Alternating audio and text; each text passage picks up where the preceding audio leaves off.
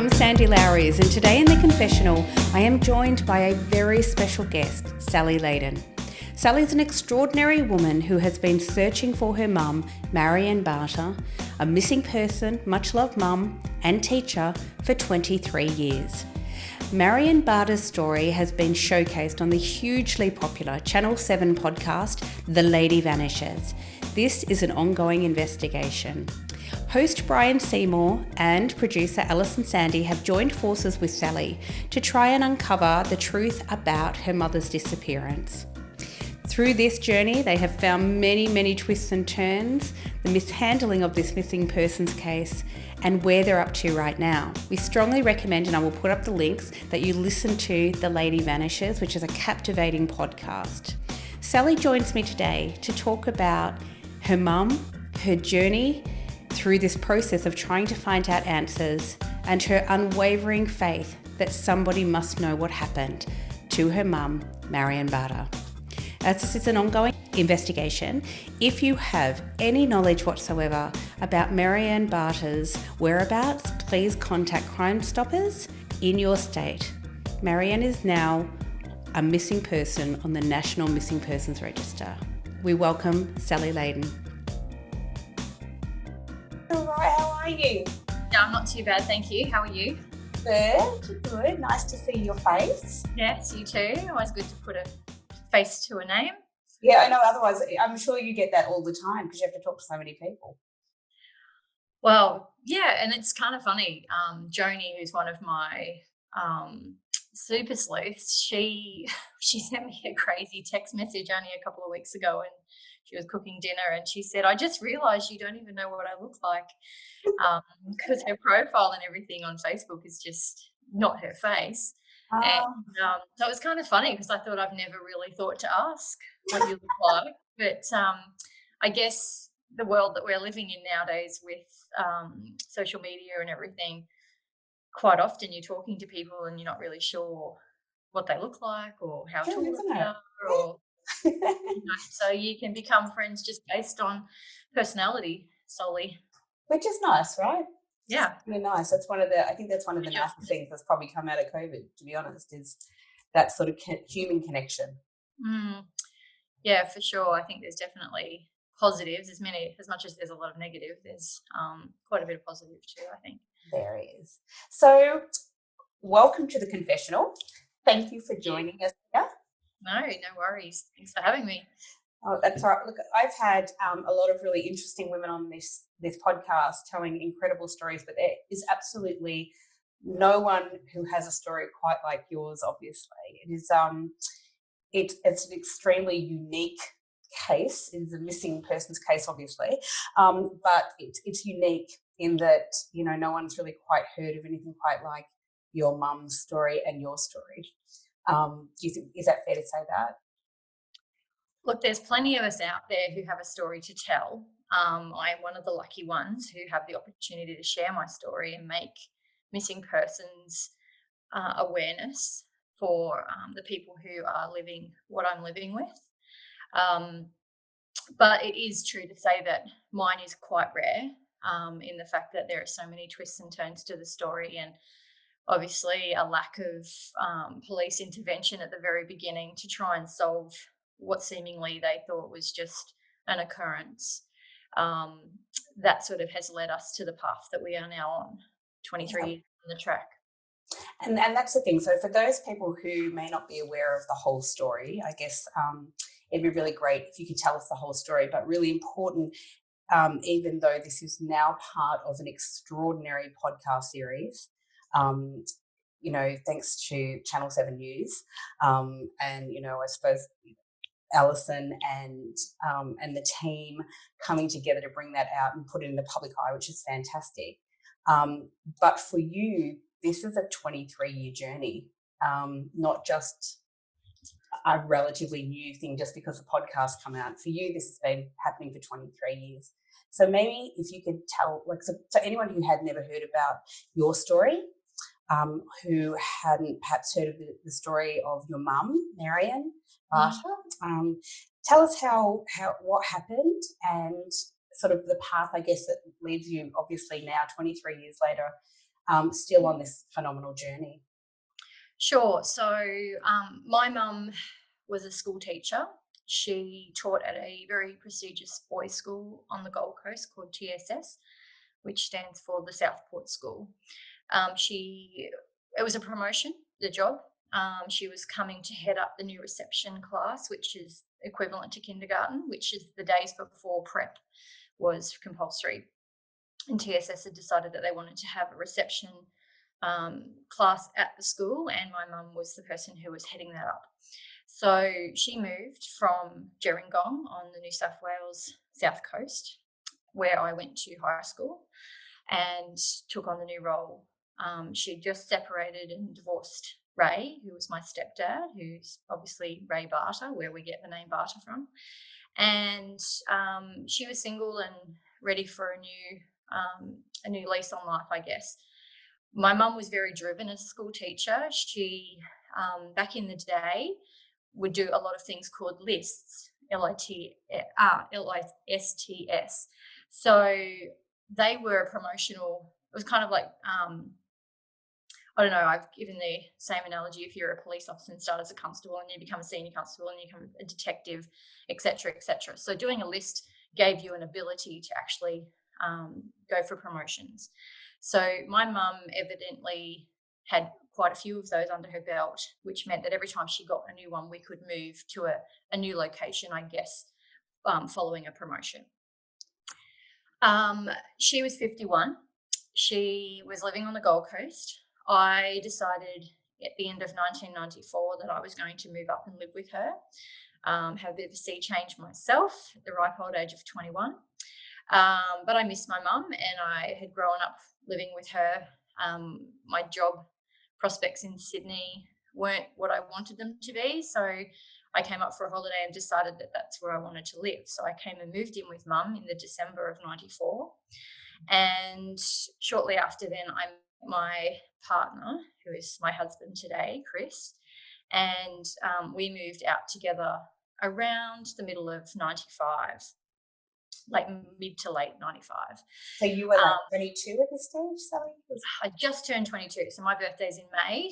I was 21 when I moved up with mum, and turned 22 in 95. So we were quite young as well, and quite involved with mum.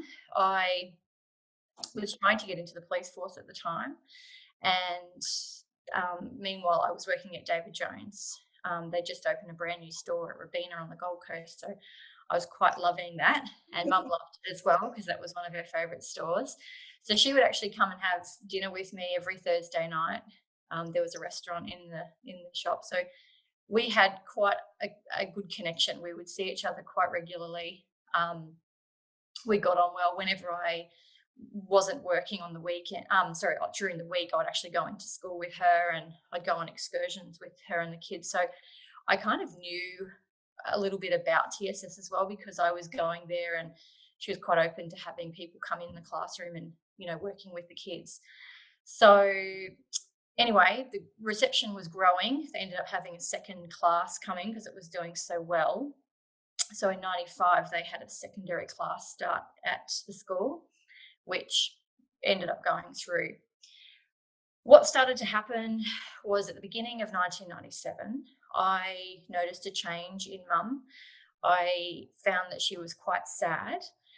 She had won the Teacher Award of Excellence in November of 1996, and she was on a high with that. And then I felt like what had happened was a bit of tall poppy syndrome started to kick in at the school, where people were cutting her down a peg because she'd won this award. And it's a pretty big deal to be voted the best teacher in Queensland. It's a huge honour, and kind of proof to, as you go through your story, people will start to realise how passionate a teacher she was, and how dedicated to her students and to the school she had been. Definitely. And, I have a lot of people supporting mum with that. There's a lot of people who we're still in touch with, and friends that she has made through her journey as a school teacher, who will vouch for her as a teacher 100%. But what had happened was I was going over and seeing her a fair bit. having dinners with her at her house because she wasn't very happy, and she was complaining about a couple of people who were giving her a tough time at TSS. And then one night I went over there and she was crying and she was quite sad. I have never really seen my mum that sad. I think the day that Ray Barter walked out was one of those times. But other than that, I hadn't really seen her be too emotional and to the point of crying uncontrollably. So I stayed with her and I asked what the problem was and what was happening. And she said someone had accused her of touching a boy at the school. So she was completely mortified, as was I. And it looked like someone had taken the wind out of her sails. That's the best way I can describe it. I stayed with her for the night because she was so upset. And I remember we sat down to watch some TV and she fell asleep and kind of had her hands facing upwards in that exhausted kind of position. You know, when you just fall asleep and you just look completely exhausted. So that's how she fell asleep. And she just, I don't know, her face was even droopy in a way that I've never seen her before. Like she was completely exhausted. Anyway, shortly after that, she decided that she wanted to sell her house and go overseas on a trip to the UK and through Europe. She wanted to go for about a year, she told us, and my fiance, Chris, and I were due to get married the following October. So we had our engagement party on the 8th of June and in 1997, and she came with her friend Leslie and she bought a cake and she brought us this beautiful plate to put on the wall, and was quite excited for us. My brother and my dad came to the engagement party, which was the first time in our adult life that we'd actually all got together at the same time.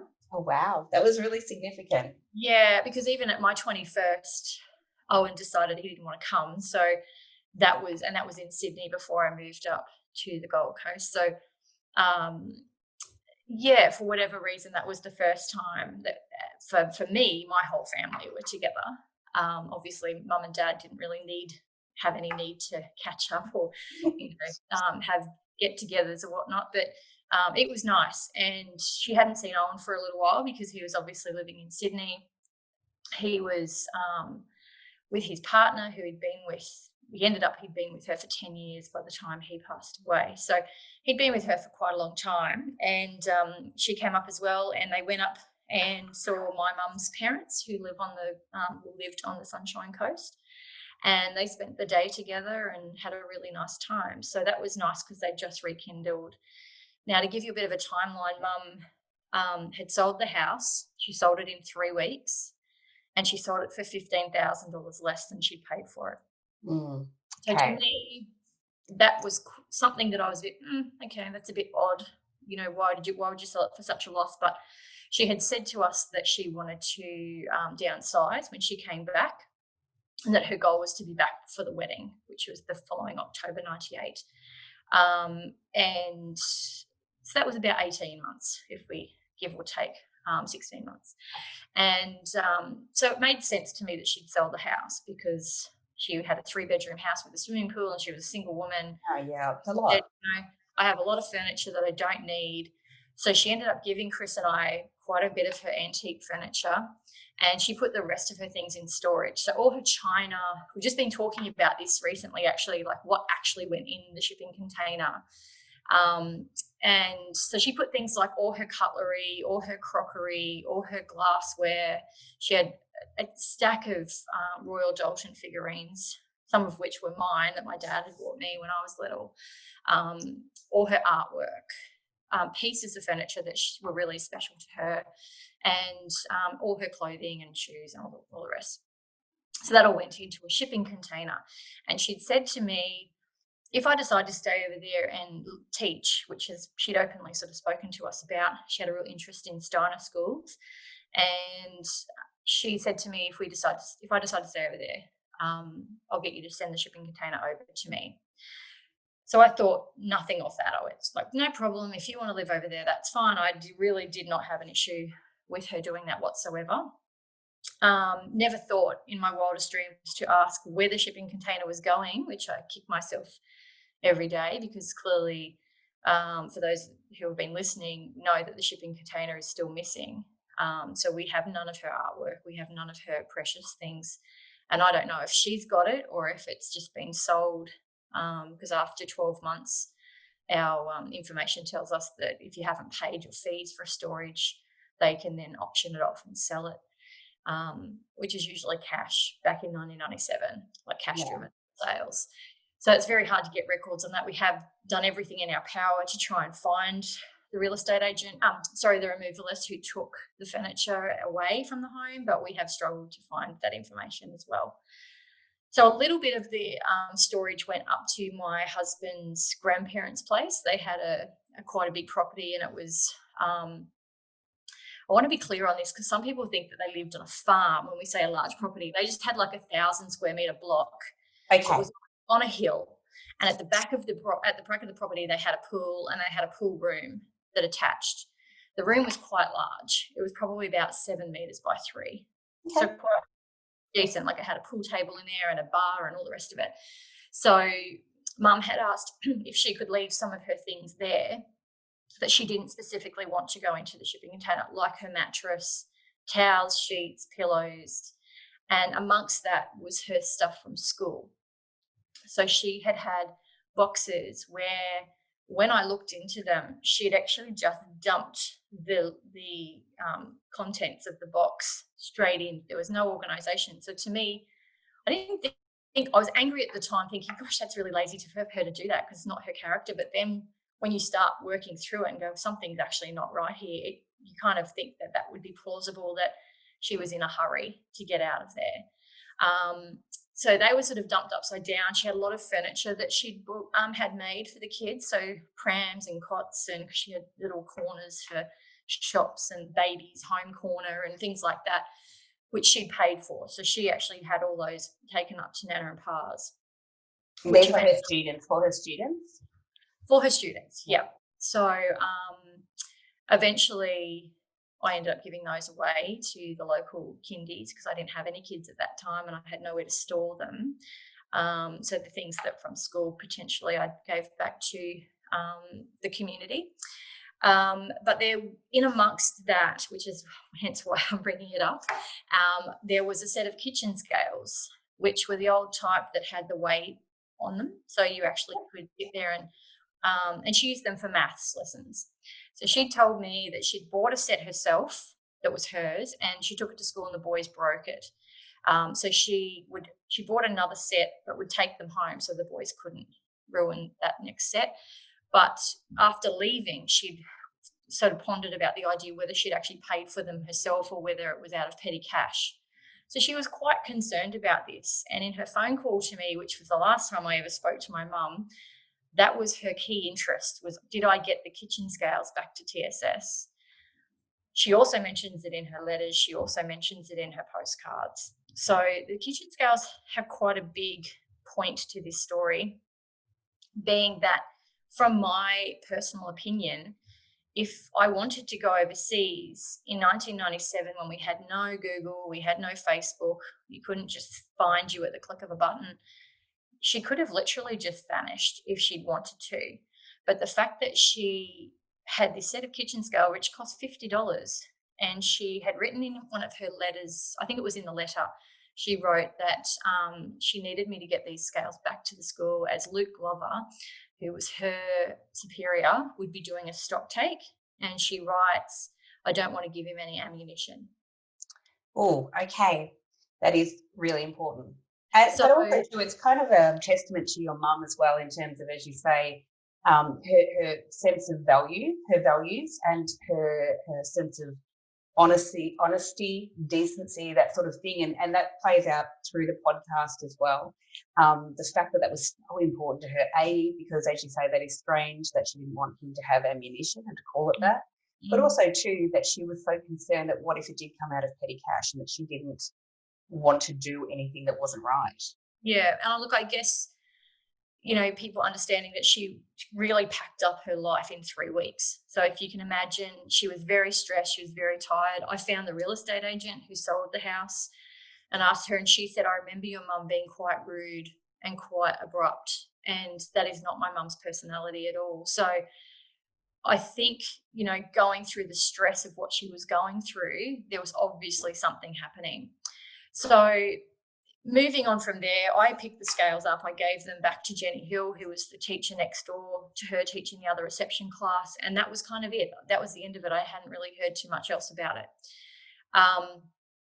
But then Mum leaves on the 22nd of June and goes to England. We get a letter, which is written on the little small notepads that you get from the hotels in Japan, in the Nikkei hotel in Japan. So she'd done a stopover in Japan, which she hadn't mentioned to me, and the envelope was from the hotel as well, but the post stamp is from London.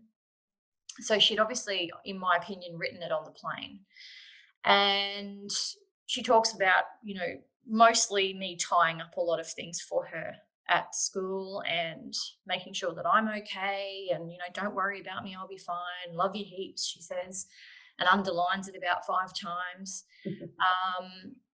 And, she was just setting off on an adventure. She had booked a ticket to go on the Orient Express, and she was super excited to go and see Van Gogh's house. And, she loved history. She loved the arts. She was big into opera and ballet.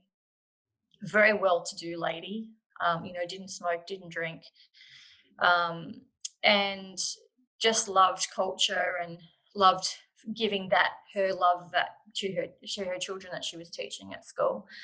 So she just had a kind of a unique way of teaching, I guess, and wasn't just your standard, I'm just going to follow the curriculum. She sort of always would veer. I remember one of her friends was telling me that she was the kind of teacher that if they were reading a book about going to the beach, instead of just talking about it, she'd actually pull the boys out and they'd walk across the oval where there was sand and water on the Gold Coast, and she'd let the boys play in the sand while they were reading the story. So that was her type of teaching, and it worked really well for majority. Some people didn't like it, obviously, but for majority, people thought that was awesome. And, most people have a really good story to tell about Mrs. Barter or Mrs. Brown when she was in primary school with me when I was young. So to get to the next phase of the story, she's gone overseas, she's writing to us, she's communicating with us. We got another 2 postcards. Then my husband and I went to Perisher and we were skiing, and Mum knew we were skiing. She talks about that in one of her postcards, I hope you're looking forward to your ski trip. And so she knew that we were going, and then she'd heard word about the Thredbo disaster that had happened. So when we got home, there was an answering machine message saying that I've rung, I've got wind of what's happened at Thredbo. I wanted to check in and make sure you guys are okay. I'll call back later. So she called back later, and we had a good chat. I just bought my wedding dress, so I was able to tell her about that. And I just got to the next phase of my interview process with the Queensland Police. So I was super excited and had a lot to tell. She was at a payphone, and the money kept dropping out, and then she'd ring me back. And I remember it was kind of like an anxiousness for me because I didn't know if she would ring back again, being that she might have run out of money or what have you. So this was a process that went on 3 or 4 times. And then I said to her, "Where are you? And I'll call you back." And she said, No, I'm just out having tea with some little old ladies I've met. I'm having a really lovely time. And she said, "But this is the last lot of the money I have, so I'll just let you talk." And I literally was just telling her about my wedding dress and what was happening in my world when the phone cut out and went dead. And that was the last time I ever spoke to her, which happened to be the day before she flew back into Australia. So her passport came back into Australia on the 2nd of August, 1997.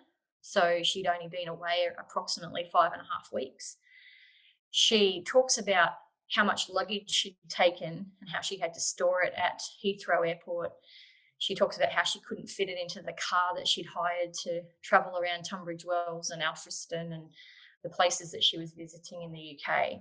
So in this last phone call, Sally, this is just for people who've not heard this. In that last phone call, so you're telling her about your wedding dress and she's really excited. And what town was she in at that point?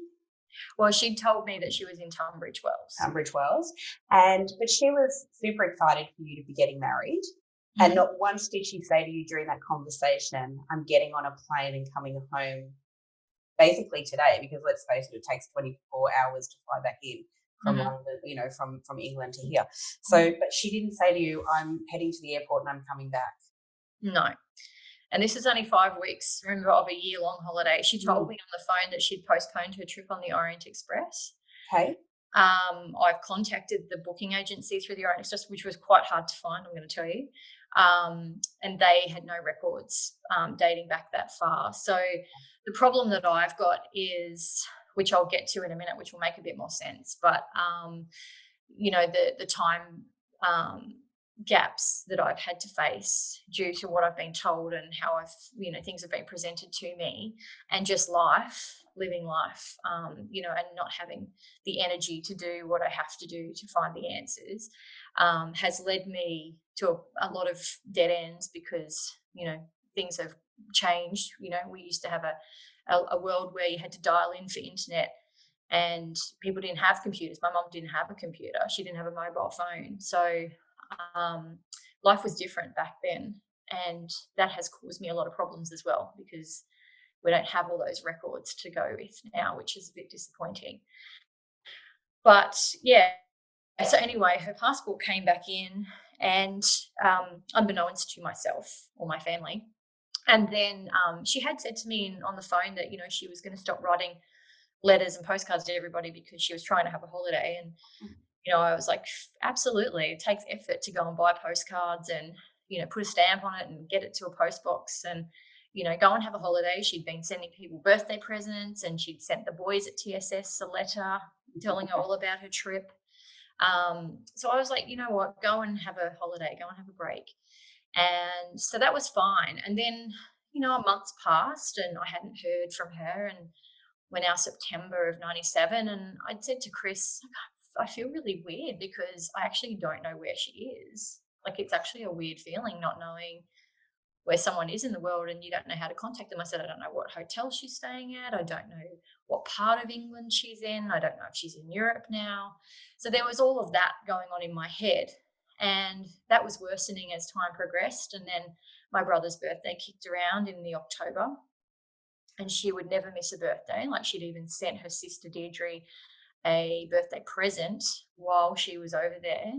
And her birthday was in July. So, I just felt really odd to me that she hadn't contacted anybody. So I rang Owen on his birthday, and obviously the UK and Europe were a day behind us. So he hadn't heard from Mum.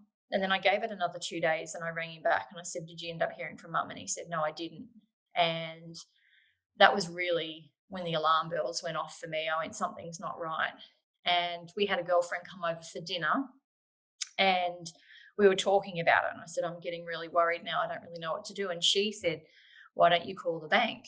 Now, I had her bank details because she'd left her car with me, and we'd made a deal that my car was newer than hers, but I liked hers more. So I decided I wanted her car, if that was okay. And she said, well, you sell your car, and when you sell it, you can put the money into my account for the car. So that's how I had her bank details. And anyway, Renee had said, why don't you call the bank? So I rang the telebanking line of the Commonwealth Bank and said to the woman, my mum's travelling overseas. She's 51. She's by herself. She's missed my brother's birthday, which is really odd. Can you check if she's using her account? And she said, look, I'm really sorry. Due to privacy, I can't tell you anything. And I said, okay. And she said, oh, hang on, did you say that your mum's overseas? And I said, yes. And she said, oh my God, there's money coming out of her bank account in Byron Bay. Oh, so, that was a lot. Yeah. That was a lot. She started panicking on the phone quite a bit, which obviously caused me panic and concern. And bearing in mind, I had Chris and Renee staring at me going, what is going on? So that was a phone call that changed everything. I proceeded with the lady on the phone. She told me that there had been $5,000 withdrawn out of Mum's bank account every day. And we counted she was sort of counting how many days, and it was around 3.5 weeks. Oh, which adds up to quite a lot of money. Yeah, and then she said in the middle there was 3 days where 5,000 had been withdrawn from Burleigh Heads on the Gold Coast. So if you actually add up 3.5 weeks, it's around $120,000, and we've worked out what that is in today's money, and it's around $750,000. So it's quite a significant amount of money. So that then led us to going to Byron Bay. We took a photo of hers from school, like one of the portrait style ones that they give you. And we walked the streets, and we went to the chemist, and we went to the newsagents and Woolworths, and anywhere I thought she might have actually ventured. And no one had seen her. So no one gave any body language or anything like that that indicated that they had. And our last stop was the Commonwealth Bank. And I went in there. I specifically remember the building. It was quite dark and dark timbers, and there was nobody in there. And I walked in, and it was a big, long bench, days before they had all the security screens up and everything. And I walked up to the bench and said to the gentleman, do you have CCTV footage in here? And he said, I think I actually asked if it was on the ATM. Like, do you have CCTV on the ATM? Because in my mind, I was thinking maybe they were taking it out of the ATM. And he said, no, we don't. Why do you ask? And I said, my mum is supposed to be overseas, and I've just found out after speaking to one of your telebankers that money has been withdrawn here from Byron Bay, $5,000 every day for 3.5 weeks. And he looked at the photo, picked it up, and he shook it, and he said, that rings a bell. And I went, interesting. He walked off. He went behind the desks into a room. He closed the door behind him. He came back out of the room, went over to the photocopier and took a photocopy of it, and came back to me and said, what would you like me to say to her if I see her? And I said, well, can you just let her know that I'm really concerned and, worried about her, and if she can contact me. So he took down my details on the back of the photocopy, and that was it. I didn't get his name, unfortunately, and we have tried our very best to find out. I honestly believe that the person who served me that day would recall that incident happening. It's not every day that you get those sorts of things going on. So we've been able to find someone who did work at the bank. We found out one of the managers at the bank, but he didn't have anything to do with the floor staff. And we found out the actual branch manager passed away at the beginning of 2019. So we found out too that there would have been a suspicion transaction report done if someone was withdrawing $5,000 every day after 3 days of that occurring, being that it's not normal behaviour. And that she would have been, that wasn't her branch. Her branch was Ashmore, back up in Queensland. She would have had to show ID and everything to get that money withdrawn. So we went straight to Byron Bay Police from there, which is literally 100 metres around the corner. And I walked in there and I spoke to the guy at the desk, and he just took down the details on a notepad. That was it. I wasn't brought into a room and sat down or anything like that. It was just very matter of fact. And anyway, we left. I got a phone call within that week. I can't recall how many days later it was, but it was definitely within the week, from who I believe to be the same gentleman who took my details at Byron Bay. And he said, we found your mother. She doesn't want anyone to know where she is or what she's doing. And that was quite a heartbreaking moment for me, because I believed them that they'd found her and that someone had said that.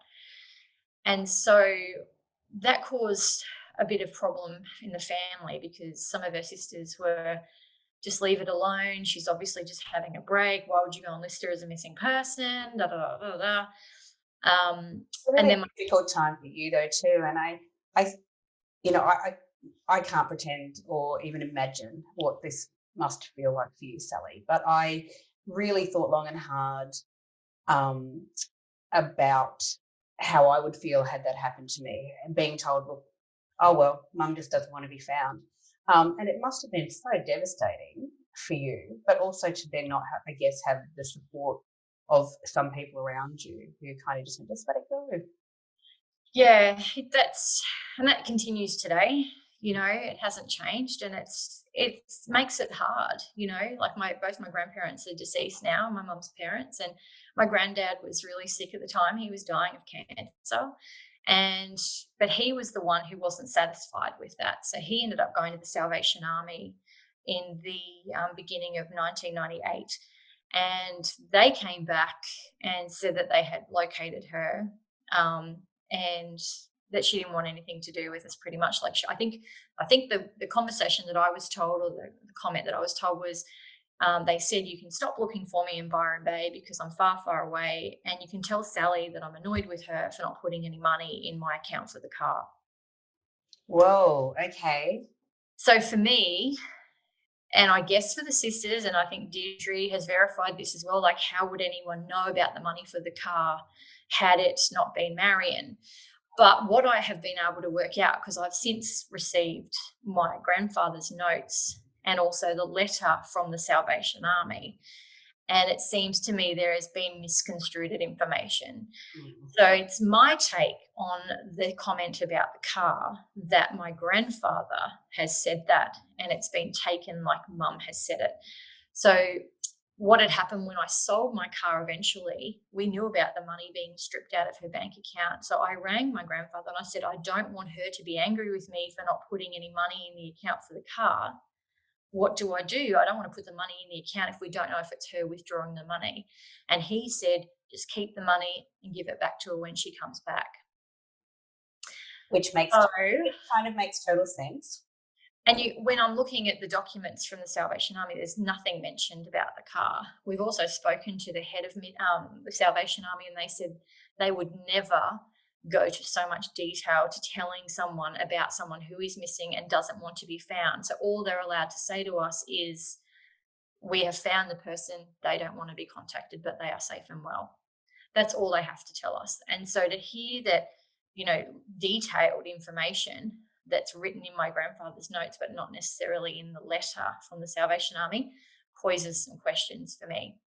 I then went back to the Salvation Army later, and they came back in writing to me saying they're really sorry, but they've never been able to locate my mother.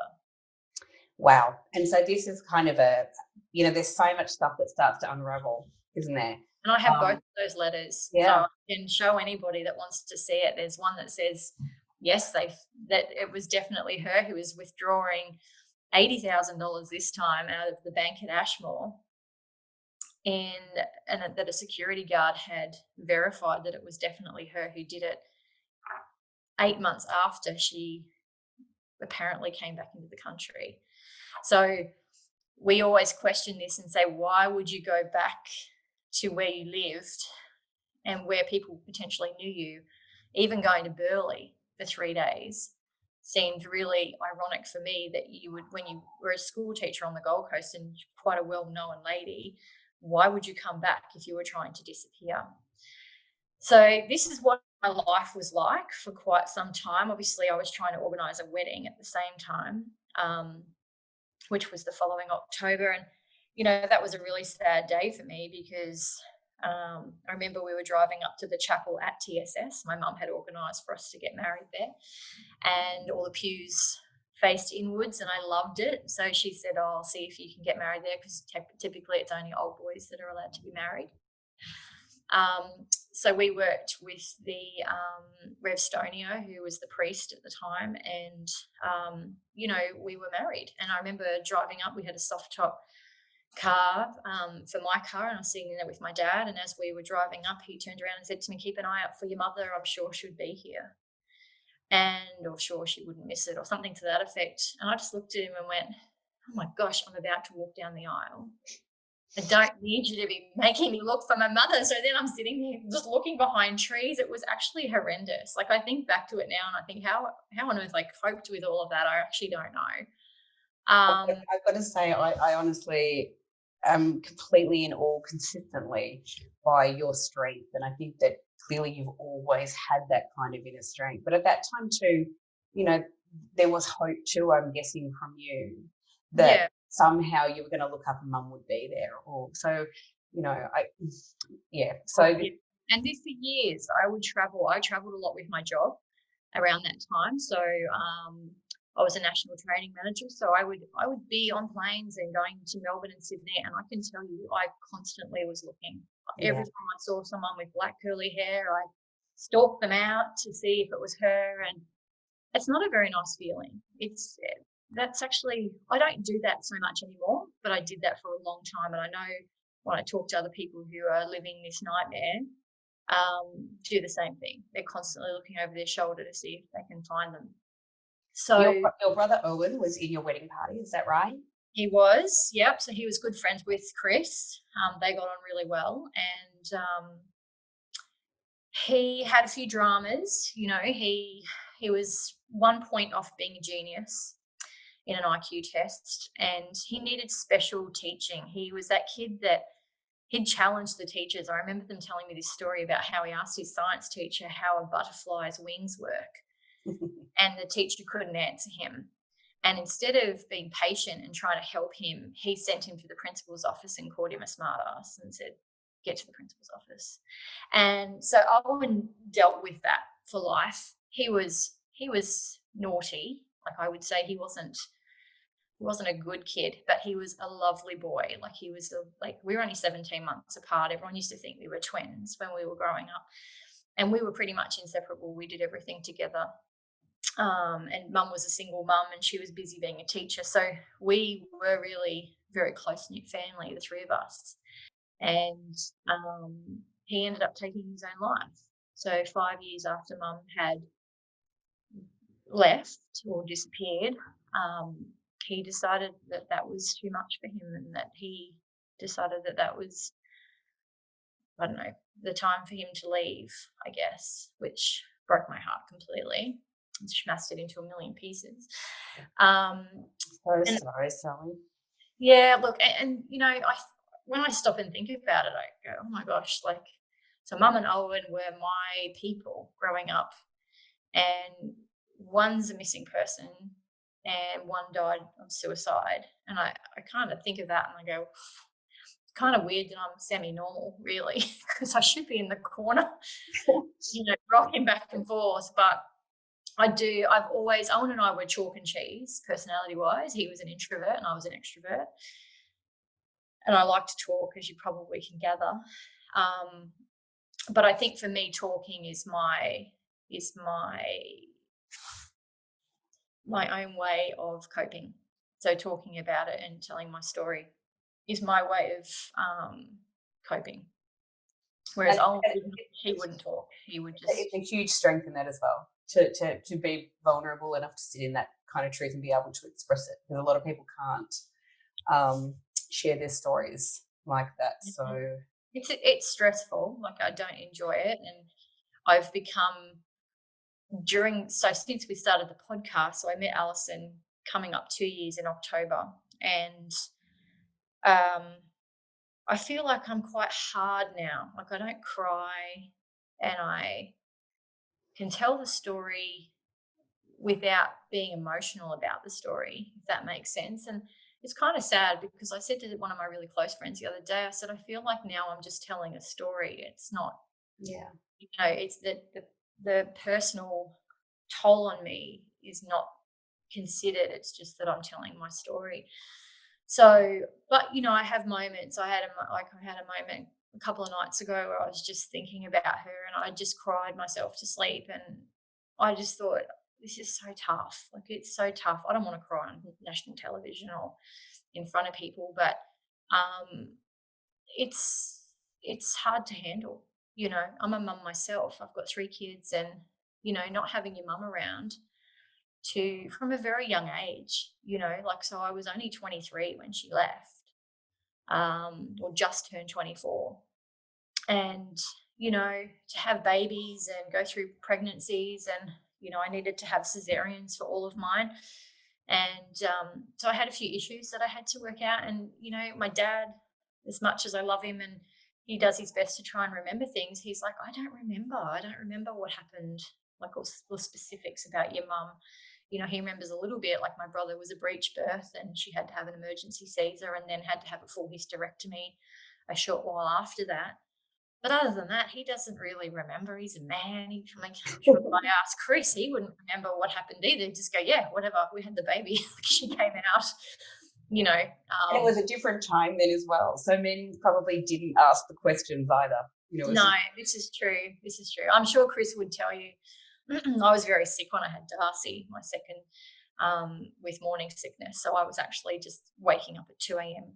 vomiting from nothing. oh, And to the point where that was the entire pregnancy. And I actually was throwing up so much that I'd torn the lining in my stomach.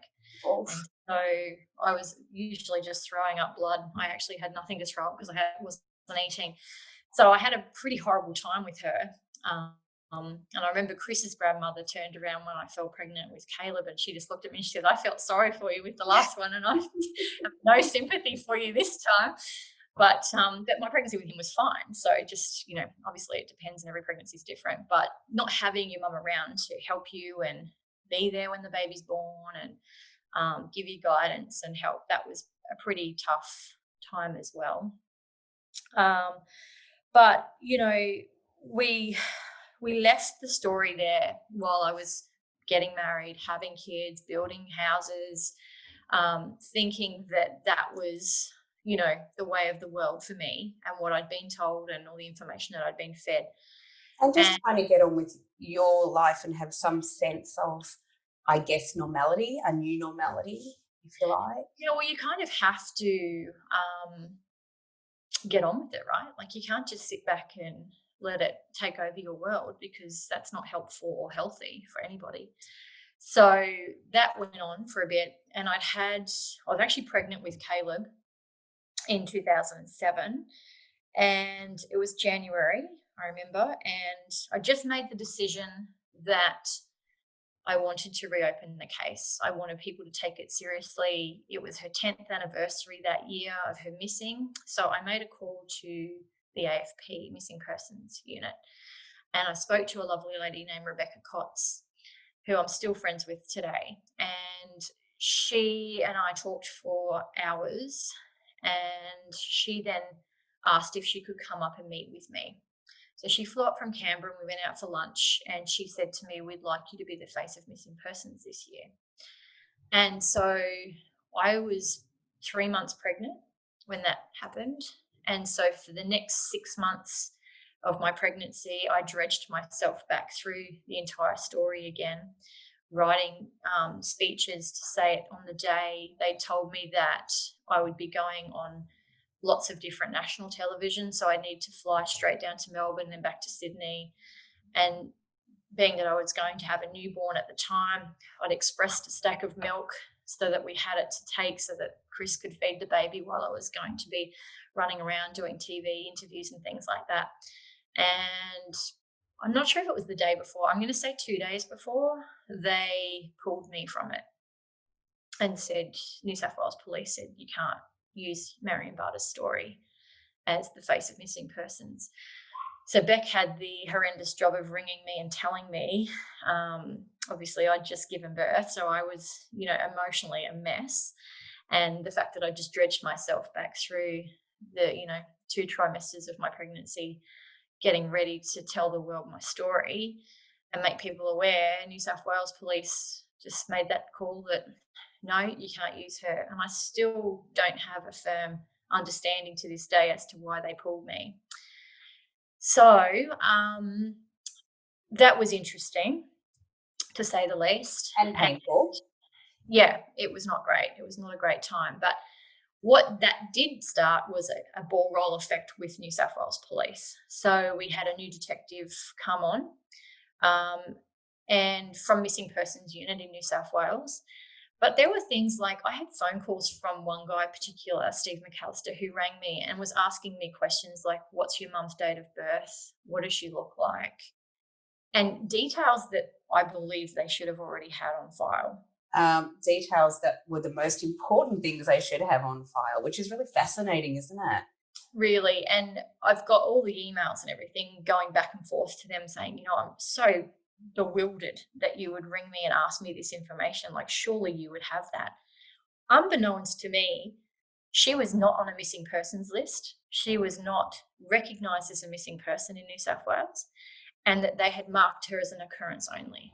So when we say occurrence, for people who don't really understand the terminology, so all this time you've assumed mum's on a missing persons list. It kind of ties back into maybe why they pulled you from being the face of missing persons, because they had probably realised, oops, she's not a missing person on our list. Correct. But when they say an occurrence, so what is the what's in legal speak, or for the police, what is an occurrence? So my understanding of that is if you have a break and enter at your house and the police come, they'll mark it as an occurrence. And then they actually do whatever they need to do from there on in.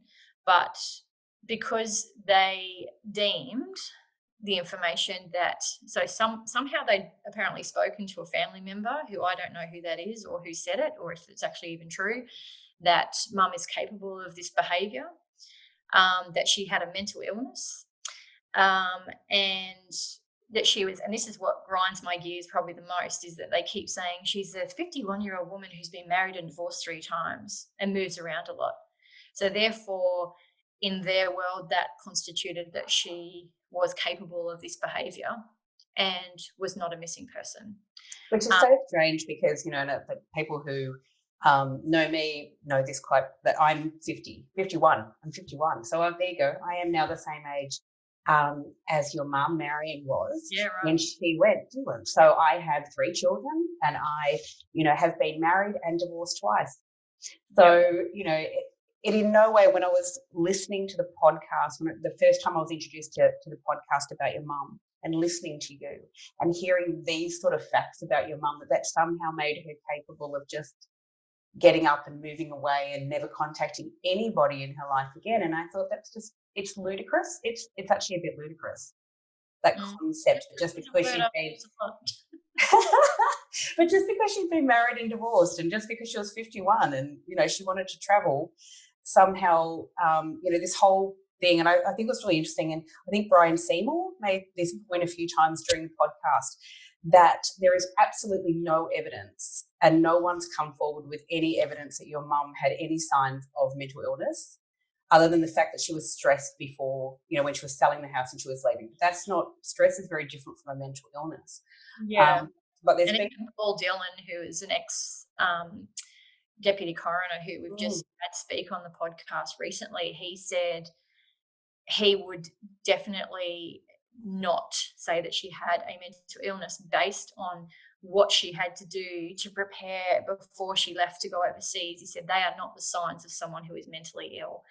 To be able to orchestrate everything that has taken place is not someone who is in a mentally ill state. It probably more points to somebody who is being coerced, or someone is actually guiding her or helping her do what she has done. So yeah, look, the story is so long. I could talk to you for hours. But that's okay. So why we've done a podcast and we're up to episode 19. So I think my commitment, I think there's 40 hours now of detailed evidence. So there is a lot to do. I don't want to tell everybody too much in one go, because it's too much for them to handle. But it is really important. So we come back to you'd found out mum wasn't on the missing persons list, and that's kind of such a huge thing to find out. Yep. So you get a new detective who comes in. Yep. And then they flipped it around, from missing persons to Byron Bay, back to missing persons, and then to Tweed Heads, and then back down to Byron. So it got flipped around quite a bit, to the point where I didn't know who I was talking to at any given day. So Steve McAllister, I remember him.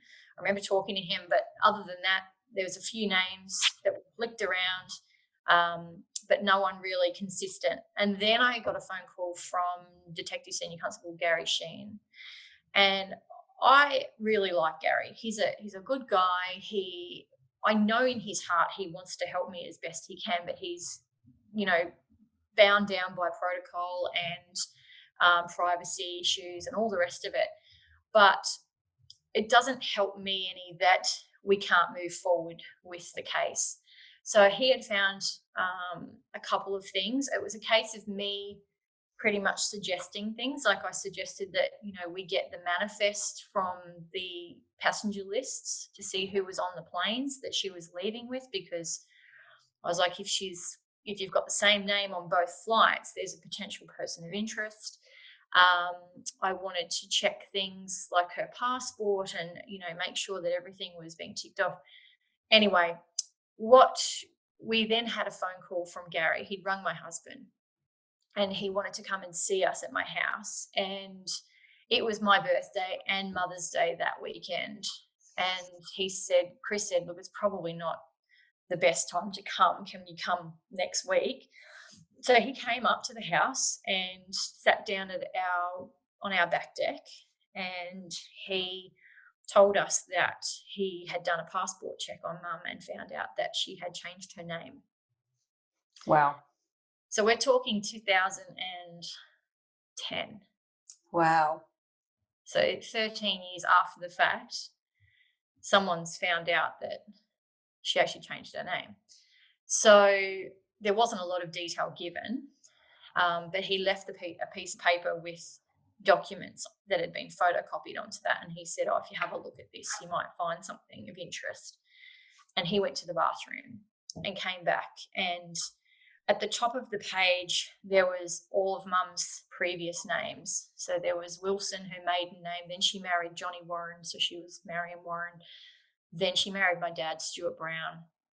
And then she married Ray Barter. And then there was a name, Florabella, Natalia, Marion, Ramakel. Which is a really unusual name. This is not definitely not Jane Smith. It's definitely not a Jane Smith. Florabella, never heard of that name in my life. Ramakel, never heard of that either. So very interesting times for me. So he then said she obviously changed her name by depot, and he kind of said, well, she probably just wanted to go missing. I wasn't aware at the time that he had then closed the case based on the fact that she didn't tell the family about the name change. She didn't tell the family that, she was leaving and coming back to Australia. She didn't tell anybody when she arrived. And therefore, it's their opinion that she left on her own account, and it was her own fruition to leave the family and not tell anybody where she is or what she's doing. Even though she had said to you she was coming back for your wedding, and she was really excited about the wedding plans and et cetera, et cetera. She mentioned that buying a unit in Main Beach. So there was too much detail, in my opinion, and the fact that she kept in touch with everybody when she left, and the fact that she was worried about a set of kitchen scales. If you're going to go missing, you don't bother to do those things. You just get on a plane. She could have gone to Luxembourg and lived there forever and never been seen ever again. That country is like a Fort Knox of locks. You cannot get any information out of that country. So if she wanted to do it back in 1997, why did she come back? Yeah. Why did she go to Byron Bay?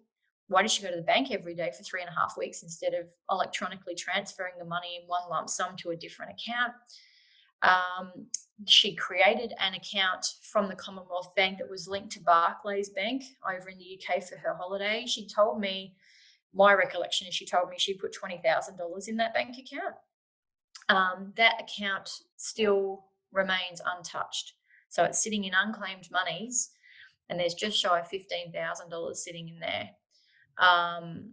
So I've questioned this recently a lot and said, if it's a case that she's come back and gone to the taking all that money out, why did she not touch the money in the other bank account? Is that because the person? Really good point. Well, was it the case that the person taking the money out of her bank account wasn't her and they didn't know about the other account? She's 75 this October. She still hasn't touched her superannuation either. So she could have touched it when she was 60. 15 years down the track, we're still sitting here going, well, she still hasn't touched her super. So, Gary, I've questioned that with him and said, well, why wouldn't she have touched her superannuation? And he just turned around and said to me, well, that's a small price to pay for somebody who wants to go missing. He's also said to me that money is not always the drive for people to, want to be missing. If they leave money behind, it's not a big deal kind of thing. And I was like, yet she made the effort to go to Byron Bay Bank every day for 3.5 weeks to take $5,000 out. So money was important to her. And, something has happened. Someone knows what's happened. Someone has been with her. Something I didn't mention was back before she left, which is probably important to mention, Chris was helping her pack up the house one night for the removalists to come, and I was at TAFE studying to get into the police force, and he would often just do whatever he needed to do. So I said to him, "Can you go and help Mum pack up?" So he went, "Yep, no problem." He was at her house. He came to pick me up and he said, "Gee, your mum's rude." And I said, "Why? Well, she would never be rude to you. Why would she rude?" And he said, "Oh, she just kicked me out." And I said, "What do you mean she kicked you out?" And he said, "I don't know. I was just packing up the TV cabinet and, putting stuff in boxes." And she said, "What's the time?" And Chris will tell you it was quite a relaxed conversation. She just walked out and said, "What's the time?" And he said, "I don't know, 8:30." And she said, "Okay, well, I need you to go. Can you just leave that and leave?" And he goes, "Well, I'll just finish doing this box." And she said, "No, I need you to go now." So that's his take on it. And then he came and picked me up from TAFE. And because it was typically a late night for me, it was like 9 o'clock by the time I'd finished. So we'd stop on the way and get takeaway on the way home. And on Ferry Road in Southport, there is a McDonald's still there today that adjoins a service station. And we were in there having dinner. And I had my back to the Bowsers, and Chris was looking outward. And I got up to go and get him, I don't know, an apple pie or something. I can't even remember. But it was something after we'd eaten. And he said, "Oh, look, there's your mum." And she pulled up at the petrol Bowser. And she got out of the car and she was standing with the door open. And I remember looking at her and thinking she can't see me because I was inside and the reflection of the glass. So I'm bending down and I'm like, "Hello," like, "Hi." And then I noticed that there was someone in the car with her. And he was quite tall, but I say that, and I've said that in all my documentation, but being that it was a Honda Civic, anybody potentially sitting in the car would look quite tall, I guess. So we can't really say that he was really tall. We don't know, but he had dark features from what I could see. And she saw me, and instead of getting petrol, got back in the car and drove off. But instead of driving past me where the windows were, she went round the back and got stuck going through the drive-through. So I raced over and I laughed at her. I was pointing at her. I said, "You're busted. You got a boyfriend. I've busted you," kind of thing. I thought it was quite funny, and being quite jovial about it. But anyway, the next day I said to her, "Who was the guy in the car?" And she said, "Oh, he was just a guy I met at the art centre. And he was taking me out for a drink to say goodbye." And I went, "Okay." And she said, I said, "How'd you meet him?" And she said, "Through mutual friends." I went, "Okay." And I kind of left it at that. I was also at a point going, I'm not going to sit here and question my mum. Like, It's not. as if I would do that. Like, she's an adult. She can do whatever she likes. I'm not going to sit there and go, "Well, where were you and what time did you get home?" or anything like that. That wasn't my personality. It's kind of not my personality today either. So anyway, that the man in the car is a person of interest for me. I want to speak with him. I want to find him. I want the police to find him and find out what they were doing. And none of her friends have come forward, have they, to say, "Oh yeah, we knew she was seeing someone," or No. So what I found out was I rang her and spoke to her assistant who worked at the school with her. She had never been contacted by police, which I'll let you guys work that out yourself, how you feel about that. But anyway, pretty annoyed, to be honest.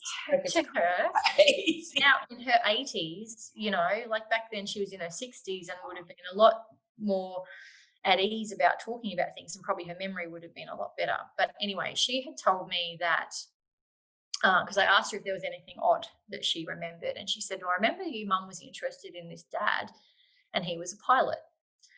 And I said, "Okay," and hadn't heard about the pilot before. Mum hadn't mentioned anybody to me particularly. And she said, she said every time the little boy would arrive at school, she would run out to the car to go and see the dad. And then she'd be out there talking to him for half an hour, 40 minutes. And I remember getting quite cranky with her, thinking, gosh, you've left me with the kids for all of that time. So she told me another bit about that. And she said, I remember one day the little boy came into class and he pointed at one of the other mums and said, see that lady over there? This is him speaking to my mum in front of Barbara. And he said, my daddy's going to marry her. And my mum collapsed, apparently, Oh, wow. not on the ground, but collapsed in herself and ran out of the classroom crying. So that's what I was told by Barbara. Then I had spoken to a mum who had taught both her sons at TSS, one in 95, and then one in 97. So I'd spoken to her and said, and I knew mum was friends with her. Mum went and had dinner at her house the week before she left. And she had asked mum to be godmother to her oldest son, Alexander. So I knew they were quite close. And I said, did mum talk to you about a pilot? Did you know about a pilot? She goes, oh, I remember your mother was obsessed with this little boy in the class. Like she was babysitting him all the time, and his grandmother used to come into the classroom a lot. And I'm sure his name was Adam. Anyway, we couldn't find an Adam on any of the class lists for 97. So it was kind of quite curious for us to be able to work out who this was and who they were talking about. And she's like, I'm sure it wouldn't have been Alexander because I had an Alexander and I would have remembered that. So this was going on for quite a while. And then a friend of mine was at a conference down the Gold Coast, and full well knowing we were looking for the pilot just to talk to him and see what he remembered and what was going on and if there was anything going on. And she said, you're not going to believe who I'm sitting next to. And I said, who's that? She said, Adam's mum. And turns out it was actually in 1996, not 1997. That's why we couldn't find him. And yeah, so we know who the pilot is now. And he is a pilot and lives in Hong Kong and works on a Cathay or used to work for Cathay. And what is interesting for me is that mum's incoming passenger card, which we've recently been able to get our hands on through National Archives, shows that mum actually flew back into Australia from Hong Kong on a Cathay flight. So everyone's aware of this. He's talking to the homicide squad and happy to help them with any information that they have. I'm not privy to any of that information, obviously, because it's now a homicide investigation into her, but we have found the pilot. I haven't spoken to him myself because I didn't want to really get involved, and I sort of said to Alison and Brian, like, anything that we find, it's really important that we hand every bit of information over to the police for them to do their job properly. So I feel like we've been very helpful in giving them all of that information. This leads actually, Sally, into, for those that haven't followed the podcast, because after this, anyone who hasn't will definitely rush out and listen to the entire podcast. But I just want to go back to that little bit before that you said, which was huge, that you found out mum wasn't on the missing persons list. So how then, so a whole series of things has gone on since then, obviously. First of all, how did the podcast come about? And how has that changed the way that this investigation has happened, or how has it changed your access to information? Because you've been banging your head against a brick wall by this stage since your mum left for her holiday, and that you are bounced around in police, departments over and over, well-meaning, some not well-meaning, but basically not getting anywhere. And so how did you happen to meet Alice and Sandy? Yeah, so going back to finding out about the name change and the police pretty much putting a stop on any investigation and saying that, she's not missing and we're closing the case. That was in 2011, to give you guys some timeline. In 2013, I started my own Facebook page called Missing Person Marion Barter. That was just me plodding along, trying to get people interested in sharing my story so that because, I've always said it's power of the people, and, without people helping me, I'm really not going to get anywhere if the police have decided that that's what box she fits in and that's where she was laying dormant.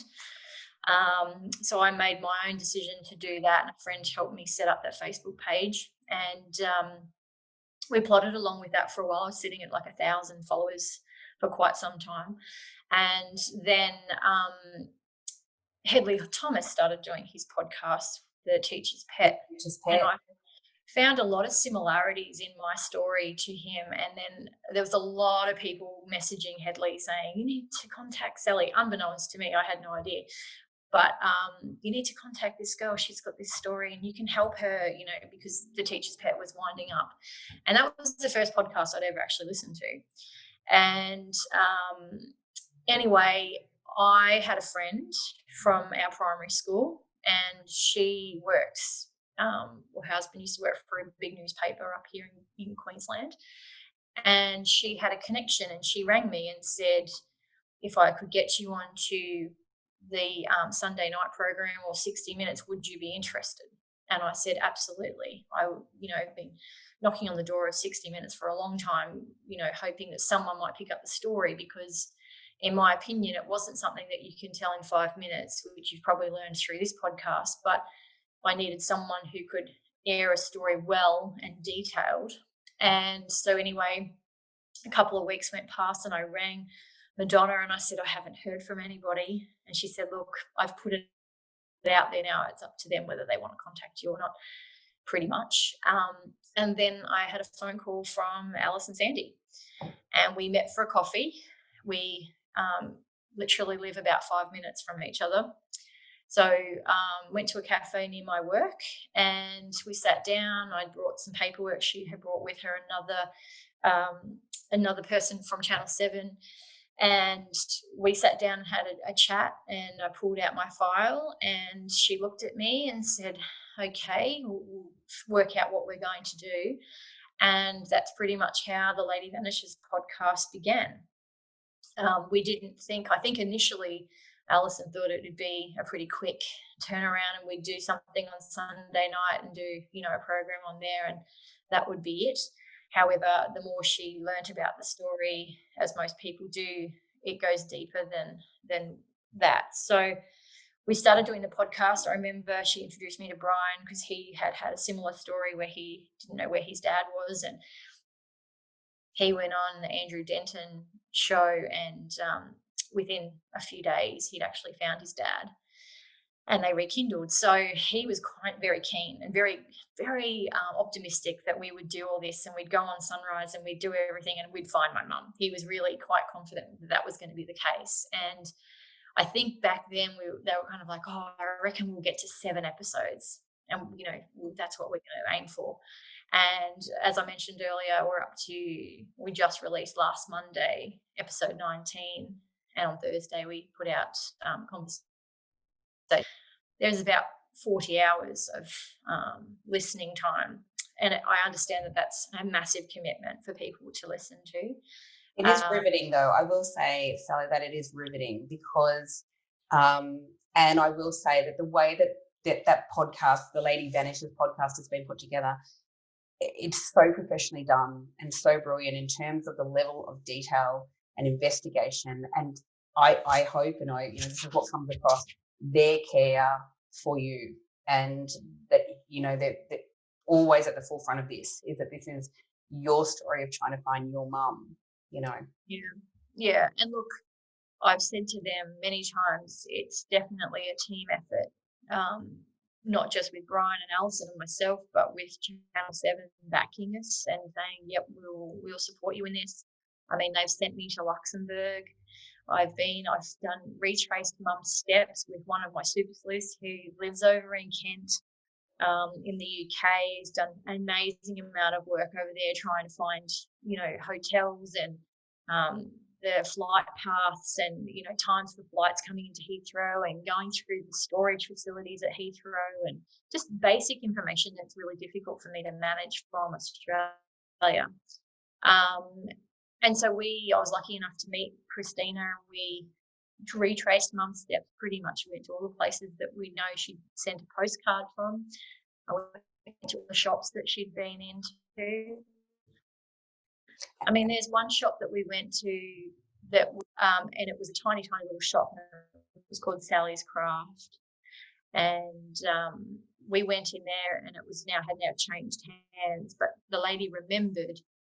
The lady who owned the shop today remembered the lady who owned it when it was Sally's Craft, and Christina had actually spoken to her, and she had told Christina that because on the postcard, Mum has actually put a sticker. So the postcard is actually of Sally's Craft, so it's got Sally's written on the postcard, on the picture, and then on the back there's a little gold sticker that says Sally's Crafts in Alphiston. And she said that those stickers were for when she gift wrapped a gift. So she said Mum would have had to have asked for a sticker specifically to put on the postcard. And it's those little tiny details for me that really scream at me that something's not right, because I figure, why would you go to the trouble of picking a card out that had that much detail on it and getting a sticker from the lady that has your name on it to put on the back of the postcard? You would have just bought a random postcard, scribbled something on it and posted it if you're trying to sort of disappear yourself or estrange yourself from the family. But to go into that much detail sort of always sits with me. And it was sad standing in there knowing that Mum had actually been in there just before, like the last time I ever spoke to her. So there was a comfort, but it was quite strange at the same time. But so I'm very grateful to all of Channel 7 for what they've been able to offer me to be able to tell my story. And at the same time, like all the super sleuths and everyone who's got a kind word to say, it gives me strength to keep going and keep telling my story. And, we're now at a point where the podcast was launched in April 1st last year in 2019. And what are we now, 24th of August? And a couple of weeks ago, we got written confirmation that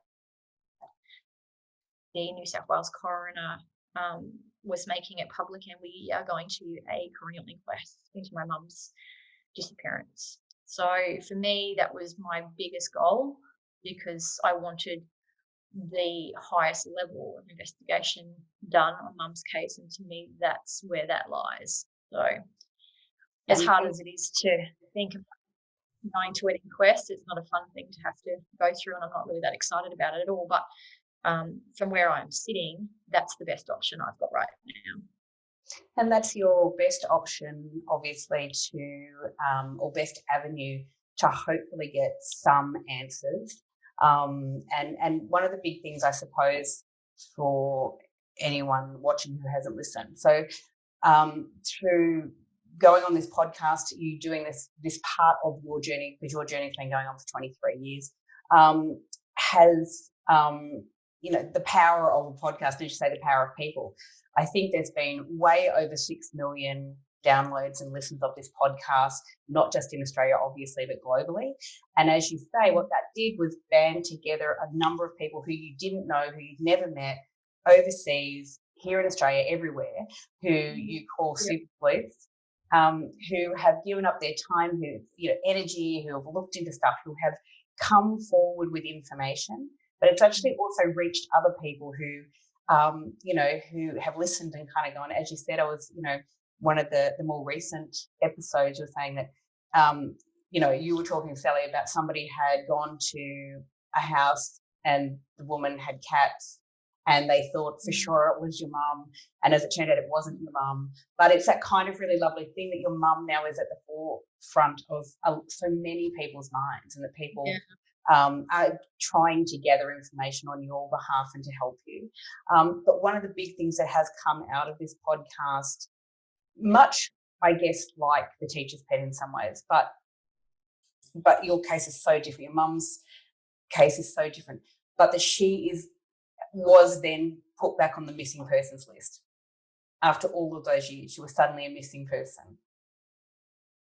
Register in 2011, which has been my plight now to go, you know what, we need to make a national standard for all of this, because what happens when you're on the New South Wales register means that your information is not correlating with other states and territories. So if she banged her head and was lying in a hospital unconscious or had no memory or has Alzheimer's or what have you, or was deceased and lying in a morgue, there's no way of those two states talking together to make the connection as to who that person might be.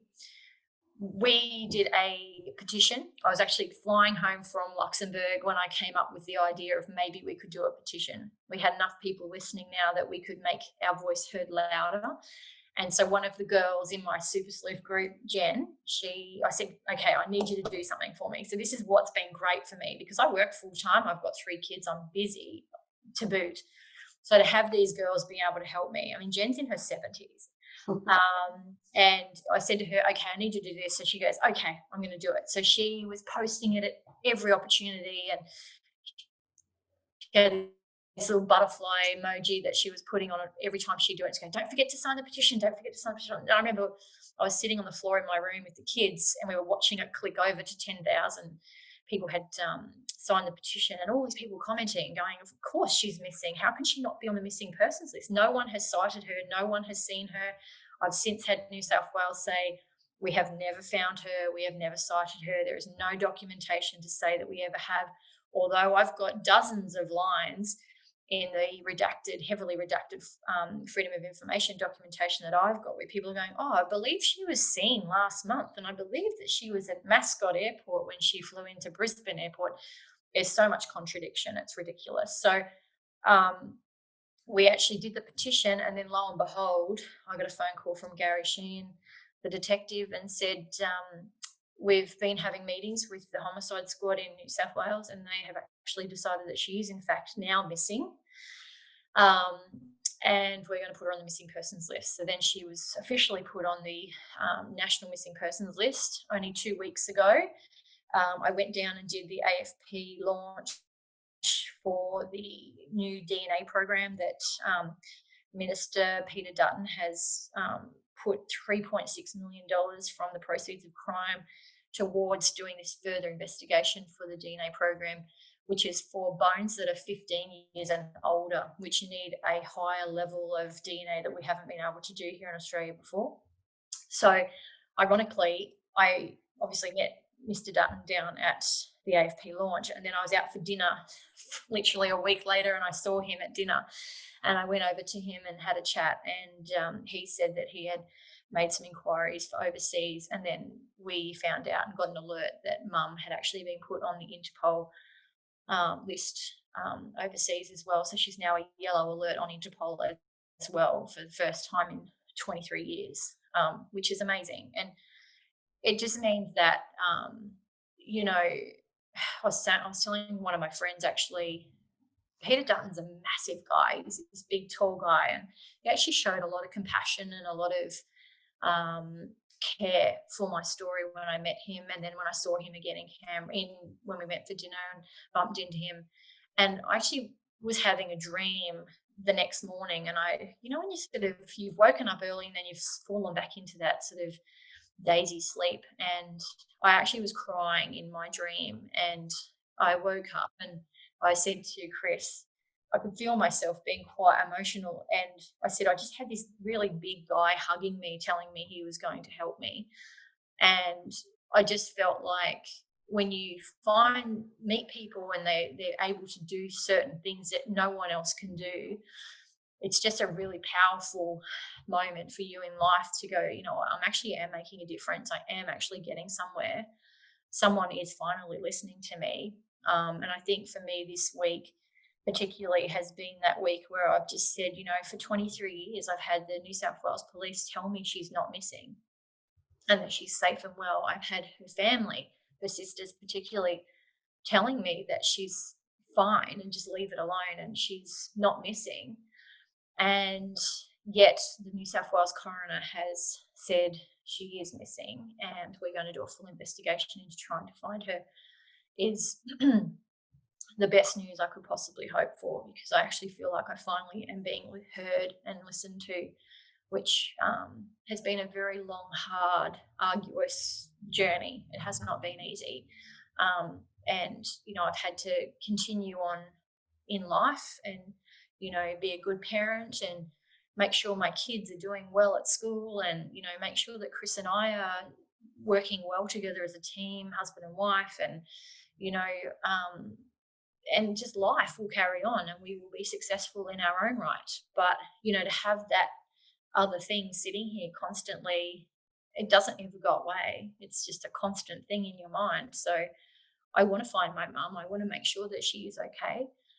um, and as heartbreaking as it would be if we find her and she doesn't want to know where I am or doesn't want to meet my kids, um, that will be a heartbreaking moment for me. But at least I can put myself to rest that I can have actually done everything in my power. Because I'll tell you now, like for me, every time there's bones found, my heart just sinks in the ground until I actually know who they are or what's happened to that person. And I feel for every family when that happens. But when you've got a missing person, your gut is just torn to pieces, waiting for the news to go. Is that my mum? Is that who they've found this time? So the fact that they're doing the DNA testing, there's 500 sets of bones that are unidentified currently in Australia. So that means that these bones are going to be tested, which is fantastic news for all involved, because if it's the case that they have died and they are sitting in a morgue unidentified, I know I'd rather know than keep searching and not finding the answers forever. But I know that I can actually just get to a point where I can rest myself and take the stress off, because it is obviously quite quite testing on your body as well. Like I've started getting eczema now on my skin, and the doctor thinks it's from stress. And I had a situation a couple of weeks ago, my hair was falling out, and I have had some big moments recently where I've been quite stressed and having to deal with a lot. And I try not to put too much of that onus on the kids and Chris. And I don't really have anyone else really to fall back on. So it's tough. But as I said, I'm very happy with all the friends and people that I've found and met through the podcast, and the people who care enough to send me a kind message. There's a group of girls. I think from the photo, there's about 8 or 10 of them, and they're all cheersing in the photo, and they send it to the Lady Vanishes Facebook page the other day and said, we're over here in California and we're so intrigued with your mum's case that we've started our own podcast group, and we meet every week to discuss all the details of your mum's case, and we just wanted to let you know that we're behind you all the way and we think about you all the time. And I was just blown away that actually happens. That just is not why I did it at all.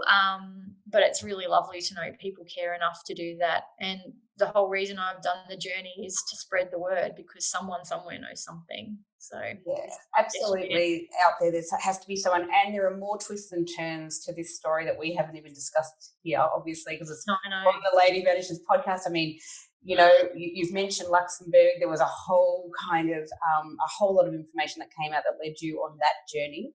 Yeah, to go and meet. And there's cults, and there's Byron Bay, and there's cults, there's newspaper articles. I mean, there's a lot of information, and hence why the podcast has been so intriguing, I guess, for people, because we're constantly finding new things, and it's been a live, ongoing podcast. It's not, we don't have a body, we don't have a person of interest, like a genuine, firm person of interest. So therefore, we've just been chipping away. And as Brian said, at the beginning of the podcast, Mum wasn't even listed as a missing person with New South Wales Police.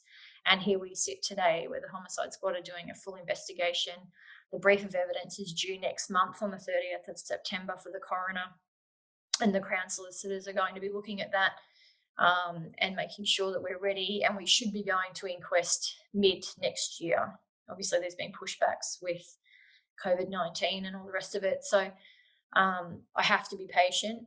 I've been patient for a long time. I've got a little bit more patience in me yet. But, I was planning this year for Mum's 75th birthday to have a celebration of life for her. I'd kind of worked out I was going to try and do it at the Norman Lindsay Gallery up in the Blue Mountains, because she loved Norman Lindsay. Used to take her kids there on excursions, and, was always reading us the Magic Pudding when we were kids. And so I just thought that would be a nice place to go to celebrate her life and have like a high tea or something like that. But obviously COVID-19 has put a big spanner in those works. So we'll look at doing something next year. I had a phone call from one of Mum's co-workers from Nowra down on the south coast who rang me up, and we were talking about that, and I mentioned it to her, and she said, oh, May Gibbs has a house at Neutral Bay, and maybe you could look at going there as well. And I said, oh, your mum loved May Gibbs as well. I remember Snuggle Pot and Cuddle Pie quite well, part of Mum's teaching style was reading those books. So we'll work something out. There's a lot of people who are keen, and for me, I think it would be nice for my kids to meet the people who Mum touched in her life, and give people an opportunity, because you got to remember too, it's not just me who's grieving, it's her friends and the people who she cares about, and her sisters. I'm sure they're grieving as well, and family members who want to have that opportunity to maybe just celebrate her life, because we don't have a body and we don't have any firm information that she's even deceased, but we can at least celebrate who she was as a person. And I think for me that would be really helpful and really healthy for me to do something like that, so that I can feel like I've done everything I possibly can. Oh, absolutely. And Sally, I don't know that there would be a person, no one in the world could say you haven't done everything that you can do. And so everything that you have done, though, has led to this remarkable outcome, which is the coronial inquest. For you, I guess, through the podcast, I learned that at least you will get to see, hopefully, a whole lot of information that is unredacted this time around, rather than redacted information, that you'll get to see papers that they wouldn't allow you to see previously due to I don't know, there's been a lot of blocks, has been privacy blocks and all sorts of things. For you, what does this mean at the end of this coronial inquest? What is it that you what would be the best case scenario for you at this point? Well, best case is that they find her and we don't go to an inquest, and that I've kind of always thought, and I've read a lot about people who go missing of their own choice, and then they feel like they can't come back because they don't want the backlash and the questions as to where were you and what were you doing. And the perfect scenario for me would be that they would find her and that she does want to come home, but she's worried about coming home. So that's on the top of my list. Unfortunately, I don't have a lot to grapple with to make me think that is true or going to happen. She wouldn't have missed my wedding. She wouldn't have missed Owen's funeral. She wouldn't have missed me giving birth to her grandkids. There's too many things that have happened that she would have definitely wanted to have been a part of. Would she be here and be willing to do that? I don't believe for 1 second that she's met a man and wouldn't tell us about him and just wanted to go off and start a new life. I really don't think that would be the case. She was very open about her relationships all her life. Like, I've never known her to be secretive about anything. And I can't believe for 23 years that would happen. I guess maybe if I think back in the early days and everyone telling me to leave it alone, maybe she might have gone for a year or 2 years or 3 years and done that, and I probably could have understood that to a degree, that okay, well, that was weird, but that was your choice, and you're back now. But to be 75 and not have touched her super and have unclaimed money, and the acts that have happened, the weird name change and all that sort of stuff, like, who was helping her do that? So for me, honestly, I'll be very surprised if they find her at an inquest. I want answers, but I fear the worst, that I probably won't get them. Everyone's trying their best. As you said, 6 million. I think we're up to nearly 8 million people have listened to the podcast worldwide. And as much as it's not a numbers game, it's about the reach and the fact that that many people have listened. Someone knows something that's happened to her, and it's just a case of people coming forward I still believe there are people at TSS who know more than they've let on. I've spoken to a few of them, and just even their tiny, tiny little bits of information is very fascinating to me. Now that I have been doing this for such a long time, I've become like my own private investigator, I guess. And just listening to people and reading people's body language is very interesting as well. So I really think that there's more to it than meets the eye. And I think in my very first interview with Brian Seymour for the podcast, I said, something happened at TSS, and I really firmly believe that that's still the case. And I really hope that that side of it has been investigated properly, because I think there are a lot of unanswered questions, and people who were there and would have known and would have seen things happening that could probably shine some light. They might not know where she is or what's actually happened to her, but they would shine some light on the lead up to her going missing, and giving us a bit of information as to might lead us to what's actually happened. So I guess you just have to keep watching. As much as I'm watching it on a daily basis with everybody else. I have no answers at this point. So it's just a case of being patient now and waiting and hoping for the best. Well, you are an extraordinary woman. Your love and your dedication to your mum is just incredible. And your strength and your bravery through this. You were actually, after all these years, despite what happened back in the day, you were actually the face of missing persons recently, and an ambassador for them, and you have become a shining light for other people who don't know where to turn or don't know what to do, or how do I go through this process, or how will I find the strength to go through that process when they have a missing loved one. And so you have become this kind of really beautiful symbol, I guess, for a lot of people, that there is always somewhere to start. And as frustrating as it is and upsetting as it is to not have those answers, to keep going. And as and well done you, by the way, for shining a spotlight as well on the fact that there is no national register for missing persons, that there is a national persons register, sorry, but that there's no interaction between the states. Yeah. And it's a case, there is, if you are on the national database, that's different. But when you were only on the New South Wales register, like my mum was, and she was only on there for that small window after I contacted the AFP until Gary found out that there was a name change, and then she was removed. So, I do get contacted by a lot of people who have missing persons, and tell me that I'm giving them strength just by telling my story. And I never really thought about it from that point of view. I never really thought that my story would help others, but I really hope that I am giving people strength and courage to talk about it, because there's a lot of people who want to sweep things under the carpet, and or it's too hard, or they don't, and I appreciate that as well. But you have to take the consideration for the people like me who are living it and, stressing about it and dealing with the anxieties and the turmoil that it is to not know where someone that you really love and care about is, or if they're okay, should never be discredited for anybody.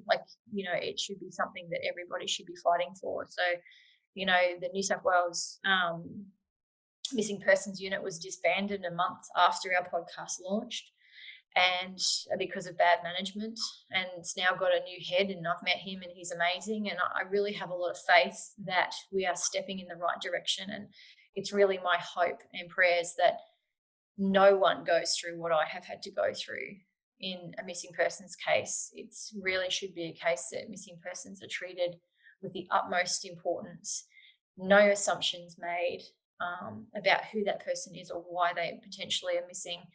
Every effort is made. If you think back for 5 minutes and think about if they hadn't marked her as an occurrence only and had contacted customs to check, they would have known about the name change. They would have known what airport she came in, instead of reporting that she flew back into Mascot when she actually flew back into Brisbane. They would have been able to go to the hotel where she written on her incoming passenger card that she was staying at the Novotel in Brisbane. They would have been able to get CCTV footage of her at the airport and at the banks but they did nothing at the time. So that has left me, when you think that I didn't contact them until it was her 10th anniversary of her missing. I missed the opportunity with the 7-year, typical, we only keep files and records for 7 years and then they go by the wayside. So if things had been done differently, I definitely probably wouldn't be talking to you right now. And I certainly wouldn't have a podcast that, is pretty much my life at the moment. But I'm hoping that my telling of my story and being open and honest and upfront about what has happened, respectful for the people who have tried and the people who have tried to do their work, but the fact of the matter is that things haven't been done properly to begin with, and I'm really hoping that that never happens ever again. Well done to you, Sally, for your fight for that cause as well, because it's not just about, as you say, this is definitely a journey to find your mum, Marion Barter, or to find the truth of her journey and where she went and what's happened. But along that journey, as I said, you are actually fighting for other changes that will impact, sadly, other families and other people searching for their loved ones as well. So I can't thank you enough for coming on this podcast and chatting with me today. And I'm, in one way, I'm happy for you about the coronial inquest, but I also understand it's bittersweet. I understand that it's a very painful part of this journey to have to go through that and relive it all again and again and again. I'm pleased to hear in the podcast that you do have a lot of support, legal support as well, walking into that inquest, and that you're not going to be doing that on your own. Which was a big plus for me. I was very happy that Channel 7 has put forward their lawyers and their legal team to help me, so that I have a voice at the inquest, because if I didn't have that, I'd either have to represent myself, and I think I would actually have a heart attack if I had to do it on my own and sit at the desk by myself. I just don't think I would cope mentally with that. So to be able to sit there and not have to say anything, but just if I feel like I need to say something or put something forward that hasn't been mentioned, I've got a voice now, which is, makes it a lot more comfortable for me knowing that I've got that. Yeah.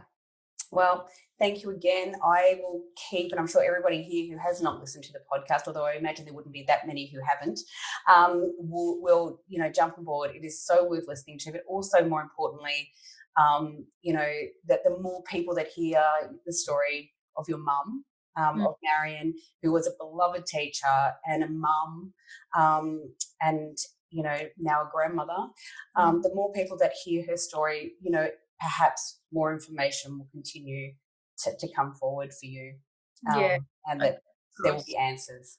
Yeah, and I appreciate your time too. Thank you for listening. Oh, it's all right. I wish I was there and I could give you a big hug. That's what I wish. Yeah, my daughter will be home soon. She'll give me a big hug. So I'm lucky I've got great kids and a great husband, so it keeps me alive and well. Yeah, so all the power to them as well, because they're part of that journey, especially Chris, your husband, who's been with you every step of that way. Yeah.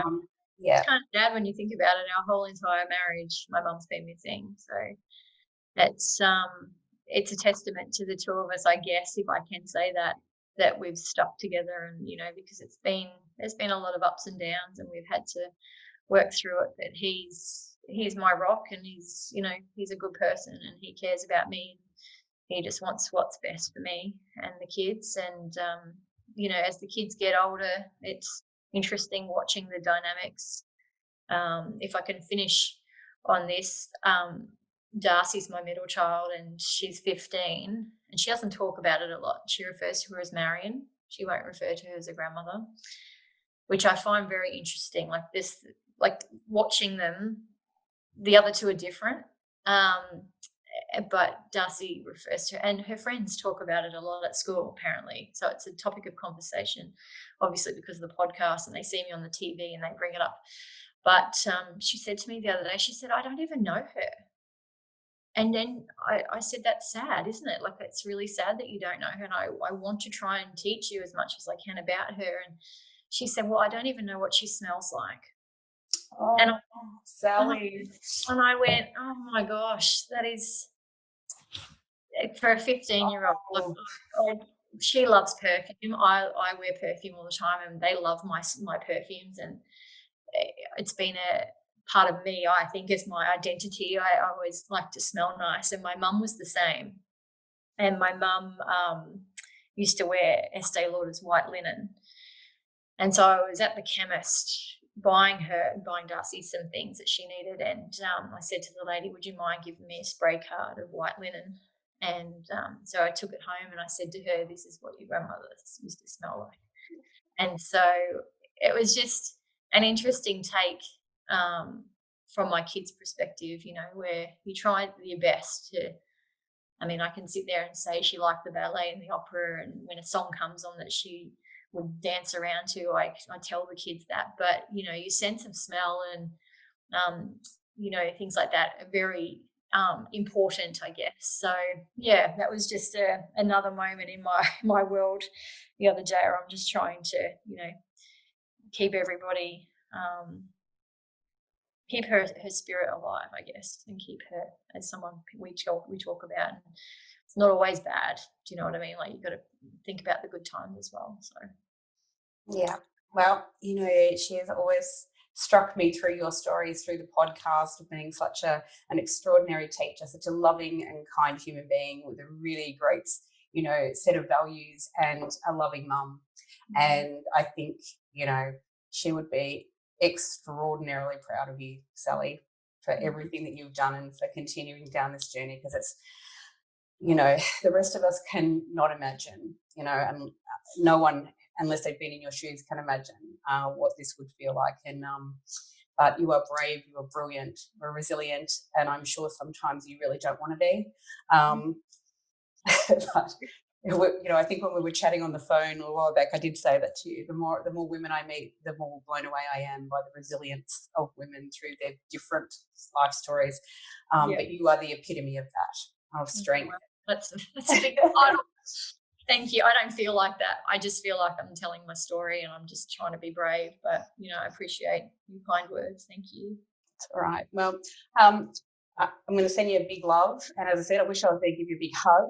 And I'm hoping at some point when all of this is over, I might actually get to meet you face to face and have a glass of wine. Very nice. I do like wine. I do like bubbles. Excellent. I'm a bubbles girl too, so I'll hold you to it. Yeah, for sure.